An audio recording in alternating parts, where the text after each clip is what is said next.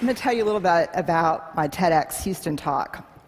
I woke up the morning after I gave that talk with the worst vulnerability hangover of my life. And I actually didn't leave my house for about 3 days. The first time I left was to meet a friend for lunch. And when I walked in, she was already at the table, and I sat down, and she said, "God, you look like hell." I said, "Thanks. I feel really, I'm not functioning." And she said, "What's going on?" And I said, "I just told 500 people that I became a researcher to avoid vulnerability, and that when being vulnerable emerged from my data as absolutely essential to wholehearted living, I told these 500 people that I had a breakdown. I had a slide that said breakdown. At what point did I think that was a good idea?" And she said, "I saw your talk live streamed. It was not really you. It was a little different than what you usually do, but it was great." And I said, "This can't happen. YouTube, they're putting this thing on YouTube, and we're going to be talking about 600, 700 people." And she said, "Well, I think, it's too late." And I said, "Let me ask you something." And she said, "Yeah." And I said, "Do you remember when we were in college and really wild and kind of dumb?" She said, "Yeah." And I said, "Remember when we leave a really bad message on our ex-boyfriend's answering machine? Then we'd have to break into his dorm room and then erase the tape." And she goes, "No." So, of course, the only thing I could think of to say at that point was, "Yeah, me neither. Yeah, me neither." And I'm thinking to myself, "Brené, what are you doing? What are you doing? Why did you bring this up? Have you lost your mind? Your sisters would be perfect for this." So I looked back up and she said, "Are you really going to try to break in and steal the video before they put it on YouTube?" And I said, "I'm just thinking about it a little bit." She said, "You're like the worst vulnerability role model ever." And then I looked at her and I said something that at the time felt a little dramatic, but ended up being more prophetic than dramatic. I said, "If 500 turns into 1,000 or 2,000, my life is over." I had no contingency plan for 4 million. And my life did end when that happened. And maybe the hardest part about my life ending is that I learned something hard about myself, and that was that as much as I would be frustrated about not being able to get my work out to the world, there was a part of me that was working very hard to engineer staying small, staying right under the radar. But I want to talk about what I've learned. There's 2 things that I've learned in the last year. The first is vulnerability is not weakness. And that myth is profoundly dangerous. Let me ask you honestly, and I'll give you this warning. I'm trained as a therapist, so I can outweight you uncomfortably. So if you could just raise your hand, that would be awesome. How many of you, honestly, when you're thinking about doing something vulnerable or saying something vulnerable, think, "God, vulnerability is weakness. This is weakness"? How many of you think of vulnerability and weakness synonymously? The majority of people. Now let me ask you this question. This past week at TED, how many of you, when you saw vulnerability up here, thought it was pure courage? Vulnerability is not weakness. I define vulnerability as emotional risk, exposure, uncertainty. It fuels our daily lives. And I've come to the belief, this is my 12th year doing this research, that vulnerability is our most accurate measurement of courage. To be vulnerable, to let ourselves be seen, to be honest. One of the weird things that's happened is after the TED explosion, I got a lot of offers to speak all over the country. Everyone from schools and parent meetings to Fortune 500 companies.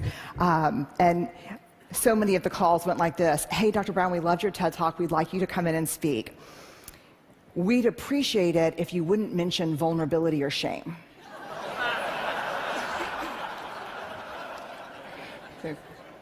What would you like for me to talk about? There's 3 big answers. This is mostly, to be honest with you, from the business sector: innovation, creativity, and change. So let me go on the record and say, vulnerability is the birthplace of innovation, creativity, and change.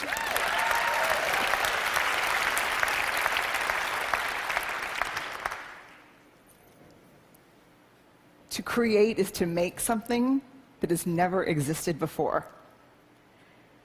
There's nothing more vulnerable than that. Adaptability to change is all about vulnerability. The second thing, in addition to really finally understanding the relationship between vulnerability and courage, the second thing I learned is this: we have to talk about shame. And I'm going to be really honest with you. When I became like a vulnerability researcher, and that became the focus because of the TED Talk, and I'm not kidding that.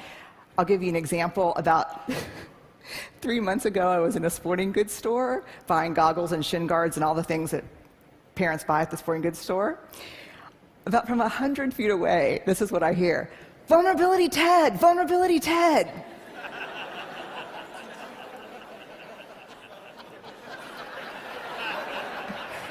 Yeah, I'm a 5th-generation Texan. Our family motto is lock and load. I am not a natural vulnerability researcher. So I'm like, just keep walking, she's on my 6th. And then I hear, vulnerability TED. I turn around, I go, hi. She's right here. And she said, you're the shame researcher who had the breakdown. At this point, parents are like pulling their children close to like, look away. And I'm so worn out at this point in my life. I look at her and I actually say, it was a frickin' spiritual awakening. And she looks back and does this. I know. And she said, we watched your TED Talk in my book club.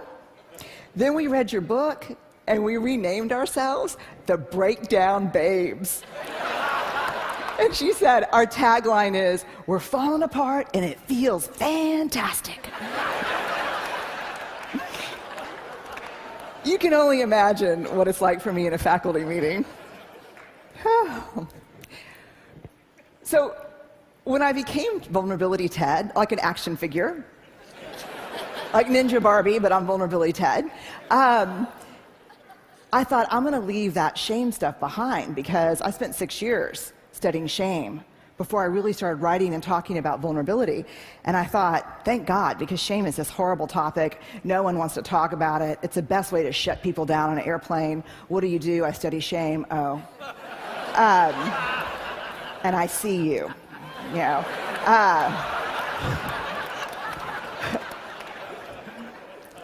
But in surviving this last year, I was reminded of a cardinal rule, not a research rule, but a moral imperative from my upbringing.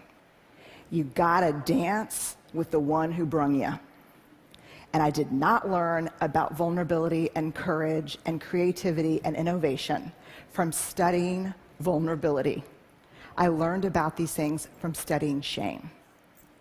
And so I want to walk you in to shame. Jungian analysts call shame the swampland of the soul. And we're going to walk in, and the purpose is not to walk in and, construct a home and live there. It is to put on some galoshes and walk through and find our way around. Here's why.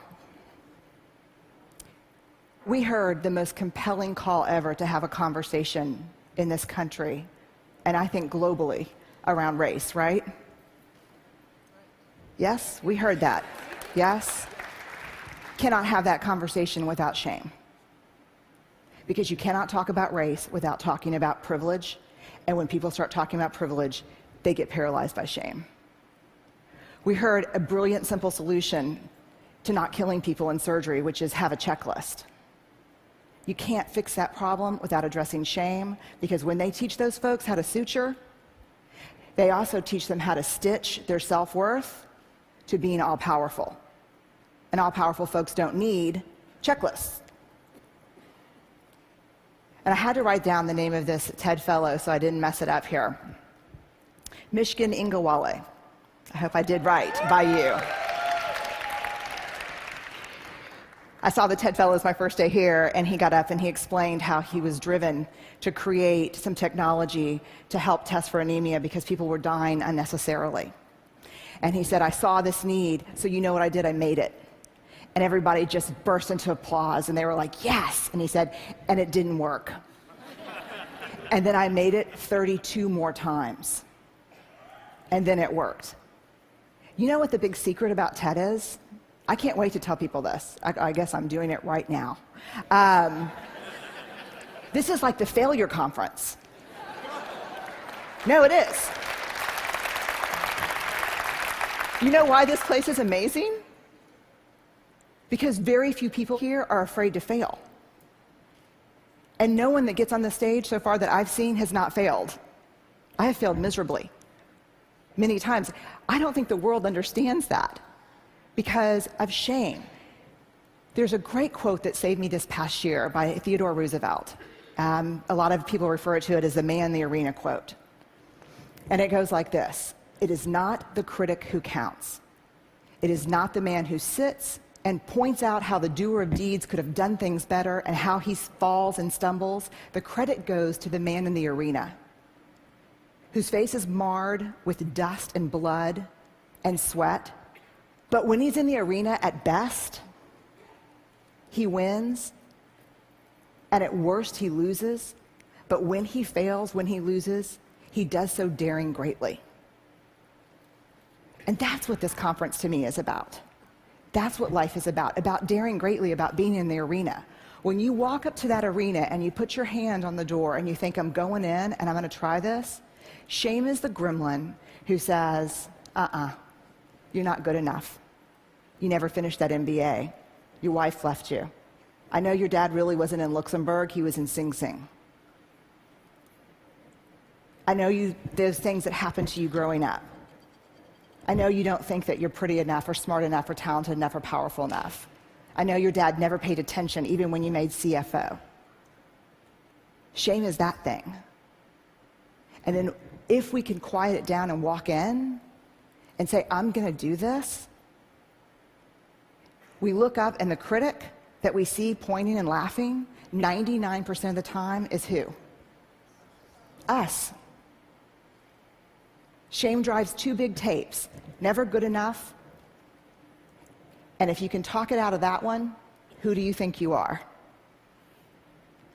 The thing to understand about shame is it's not guilt. Shame is a focus on self, guilt is a focus on behavior. Shame is I am bad, guilt is I did something bad. How many of you, if you did something that was hurtful to me, would be willing to say, I'm sorry, I made a mistake? How many of you would be willing to say that? Guilt. I'm sorry, I made a mistake. Shame. I'm sorry, I am a mistake. There is a huge difference between shame and guilt. And here's what you need to know. Shame is highly, highly correlated with addiction, depression, violence, aggression, bullying, suicide, eating disorders. And here's what you even need to know more. Guilt, inversely correlated with those things. The ability to hold something we've done or failed to do up against who we want to be is incredibly adaptive. It's uncomfortable, but it's adaptive. The other thing you need to know about shame is it's absolutely organized by gender. If shame washes over me and washes over Chris, it's going to feel the same. Everyone sitting in here knows the warm wash of shame. We're pretty sure that the only people who don't experience shame are people who have no capacity for connection or empathy. Which means, yes, I have a little shame, no, I'm a sociopath. So I would opt for yes, you have a little shame. Shame feels the same for men and women, but it's organized by gender. For women, the best example I can give you is Anjali, the commercial. I can put the wash on the line, pack the lunches, hand out the kisses, and be work at 5 to 9. I can bring home the bacon, fry it up in the pan, and never let you forget you're a man. For women, shame is do it all, do it perfectly, and never let them see you sweat. I don't know how much perfume that commercial sold, but I guarantee you it moved a lot of antidepressants and anti-anxiety meds. Shame for women is this web of unattainable, conflicting, competing expectations about who we're supposed to be. And it's a straitjacket. For men, shame is not a bunch of competing, conflicting expectations. Shame is one. Do not be perceived as what? Weak. I did not interview men for the first 4 years of my study. And it wasn't until a man looked at me one day after a book signing and said, I love what you have to say about shame. I'm curious why you didn't mention men. And I said, I don't study men. And he said, that's convenient. And I said, why? And he said, because you say to reach out, tell our story, be vulnerable. But you see those books you just signed for my wife and my 3 daughters? I said, yeah. They'd rather me die on top of my white horse than watch me fall down. When we reach out and be vulnerable, we get the shit beat out of us. And don't tell me it's from the guys and the coaches and the dads. Because the women in my life are harder on me than anyone else. So I started interviewing men and asking questions. And what I learned is this. You show me a woman who can actually sit with a man in real vulnerability and fear, I'll show you a woman who's done incredible work. You show me a man who can sit with a woman who's just had it. She can't do it all anymore. And his first response is not, I unloaded the dishwasher. But he really listens, because that's all we need. I'll show you a guy who's done a lot of work. Shame is an epidemic in our culture. And to get out from underneath it, to find our way back to each other, we have to understand how it affects us and how it affects the way we're parenting, the way we're working, the way we're looking at each other. Very quickly, some research by Mahalik at Boston College. He asked, what do women need to do to conform to female norms? The top answers in this country: nice, thin, modest, and use all available resources for appearance. When he asked about men, what do men in this country need to do to conform with male norms? The answers were: always show emotional control, work is first, pursue status, and violence. If we're going to find our way back to each other, we have to understand and know empathy, because empathy is the antidote to shame. If you put shame in a petri dish, it needs 3 things to grow exponentially: secrecy, silence, and judgment. If you put the same amount of shame in a petri dish and douse it with empathy, it can't survive. The 2 most powerful words when we're in struggle: me too. And so I'll leave you with this thought. If we're going to find our way back to each other, vulnerability is going to be that path. And I know it's seductive to stand outside the arena, because I think I did it my whole life, and think to myself, I'm going to go in there and kick some ass when I'm bulletproof and when I'm perfect. And that is seductive. But the truth is, that never happens. And even if you got as perfect as you could and as bulletproof as you could possibly muster, when you got in there, that's not what we want to see. We want you to go in. We want to be with you and across from you.